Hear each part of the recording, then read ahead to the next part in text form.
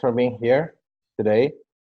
Do you hear me quite well, or at least well enough? I can hear you well, Lorenzo. Okay. And I suspect that everyone also hears you well. If this is not the case, the rest of the attendees can just send a message, and Okay. I will try to sort it out. But I think that everyone hears you correctly. Okay, that's very good. This we will try to go through an event that happened in 2014. Uh, Unfortunately, in Italy, there's not a lot of records related to operational plans put into place or tactical activities arranged in case of disaster, apart from the institutional recordings. So what we'll try to do is to give you some information about the regional situation, and then with you go through the response plan, so the civil protection plan and the response elements related to that plan. And then we will try to make an analysis saying, okay, is that good enough? Or there is a need to have something more? What's the advantage to have an emergency management software that can support decision making, but also to better visualize all the elements been put into the plan? First of all, okay, sorry. So, sorry for that. Let me check. Okay. Anyway, the first point is to take a look at what happened in Chiavari. Google has have a very good new tools called Google Earth Engine, and there is a lot of interesting material there, especially if we're going to use the code editor interface. So there's a possibility to really search imagery in the past, coming from, and not only imagery, I mean a lot of satellite assets and satellite imagery products are available there. So this was the real picture of Chiavari and Entella area. There's the red circle in more or less the middle of the picture of 10 and 11 October 2014, when there was a very big meteorological situation all above Liguria region. That is the small green arch that is beneath the cloud layer. This is a region in Italy that is bordering with France and with the Mediterranean Sea at south. So we're talking about western Italy.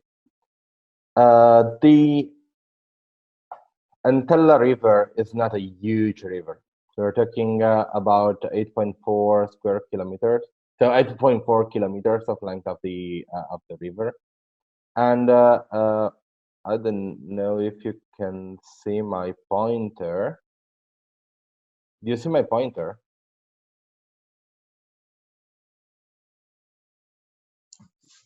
Sorry, Lorenzo, which point do you mean?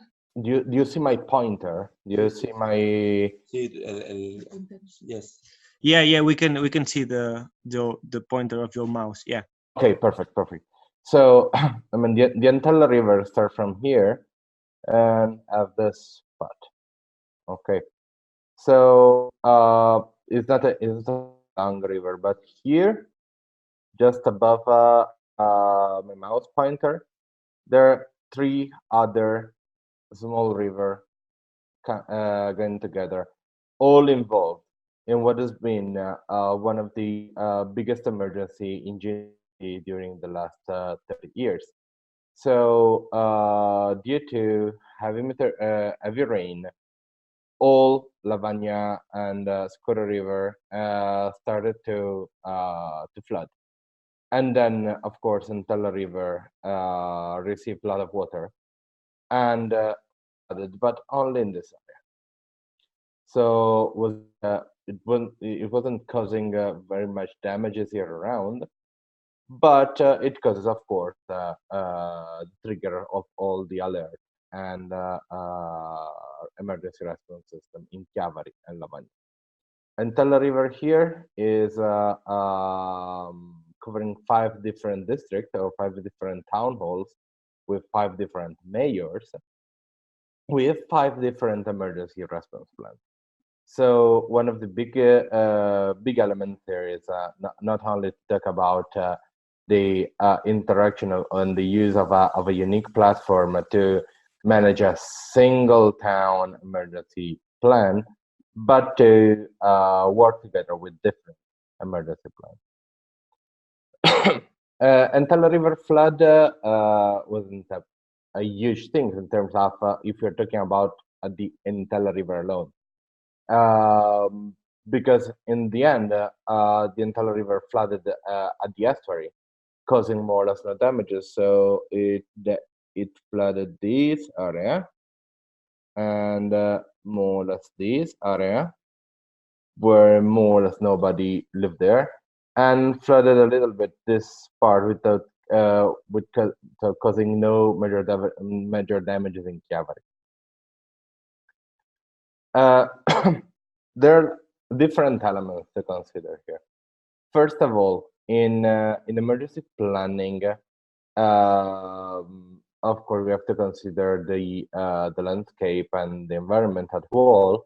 So one of the elements that we have to consider is that sometimes there's part of the habitat that are defined as site of community importance. So this especially according to the European Commission Habitat Directive. And all this final part, so from more or less here to here of the Entella River, all these areas considered according to that directive. So there's no possibility to make a lot of works and to drain too much the river, because this can cause major trouble to the direct habitat of the river and to the habitat of the sea in front of it. Why I'm telling you this? Because we are talking about a plan that is focusing on 371 square kilometers, and the Entella River Basin is considered for this area a large size basin. This works in Liguria, where we have no major river there. Of course, there's nothing to do with big water basins like the Po River or Adige River around Italy, or even bigger in huge water basins like Danube in Europe. Of course, the plan is mainly focusing on meteorological and hydrometeorological hazard, even if this part of the Italy is also subject to seismic hazard, but we will see a little bit later. So, first of all, we have to consider that the plan itself, and when I talk about the plan, I'm talking about the contingency plan drafted by the town hall as part of the prevention and preparedness measures of the town hall itself. The plan underlined that between 1900 and 1994, about 12 floods happened. But there are no other records apart from that. So there are no specific information, no plans, nor I don't want to say lesson learned, but at least report regarding this. Especially because so after 1960, 1970, in Italy, civil protection were existing. So not as we know today, but it was there. So this is, according to the Chiavari plan, the potential flooded area of the Entella. The Entella start from here. So this this map is also covering Lavagna and other Stura and other rivers. And here you have the 5 different tunnels. The other thing is we are only looking at Chiavari tunnel plan because it's the only one that is the only tunnel that definitely been in somehow involved in or directly involved in Entella River flood. What we have to underline here is the Italian civil protection system works based on subsidiarity. So the process is bottom up. We have a bottom-up approach where the mayor is the first civil protection authority. Then we move to the prefect or to the president of the or the president of the province in some particular provinces in Italy. Then to the region, then to the nation. But of course, for this kind of small event, everything is managed at mayor level. So the local emergency operations center at town hall level, according to the Italian regulation, is managed in, so is divided in clusters in what we call it functions, but are more or less similar to the cluster of the UN cluster system. We don't use incident command system at town hall or institutional emergency operations center, but we use incident command system at advanced command post level or forward command post level.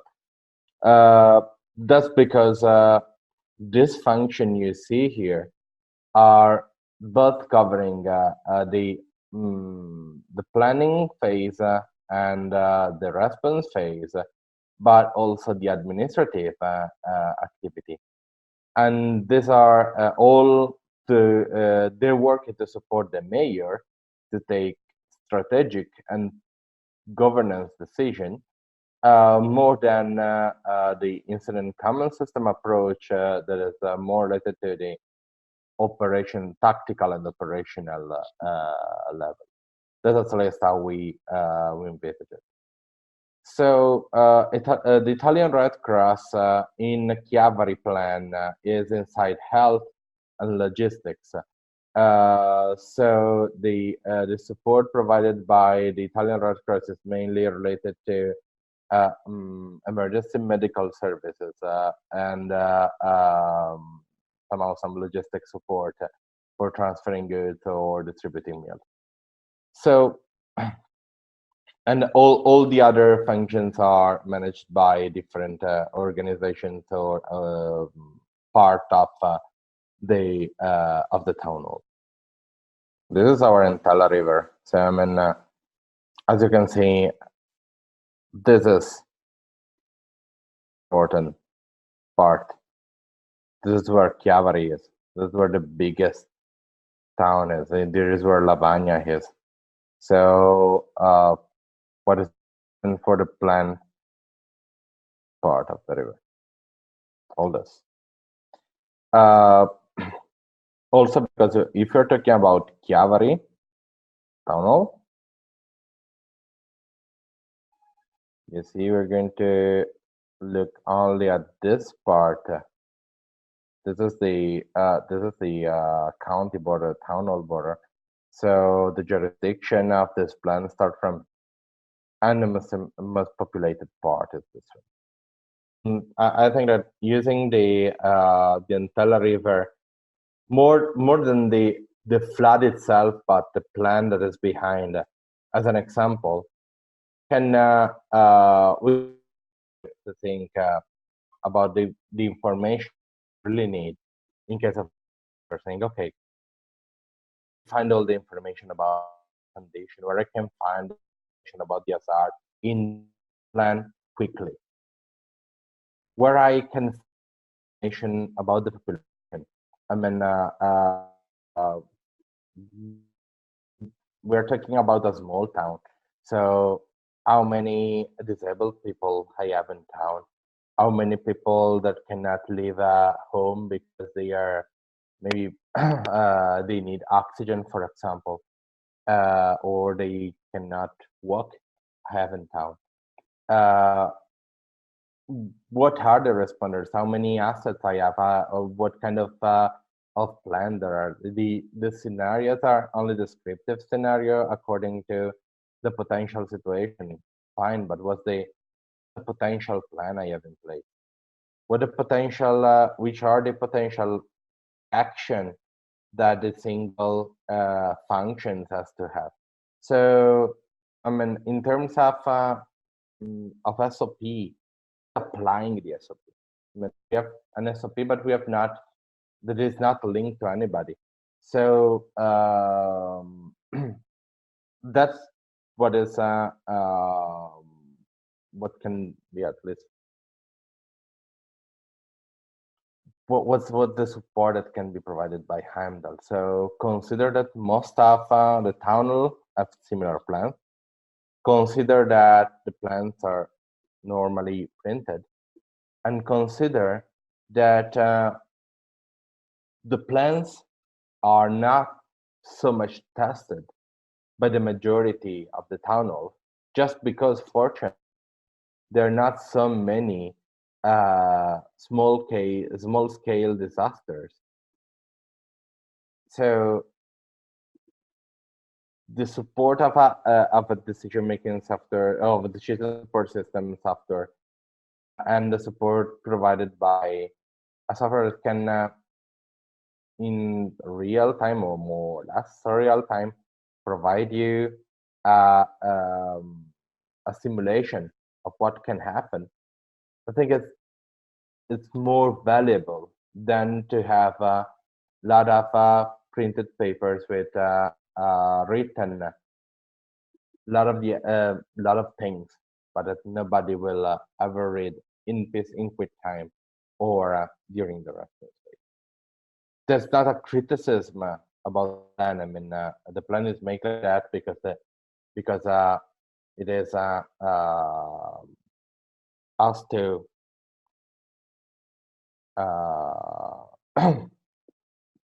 to do the plan in that way. We have guidelines at national level.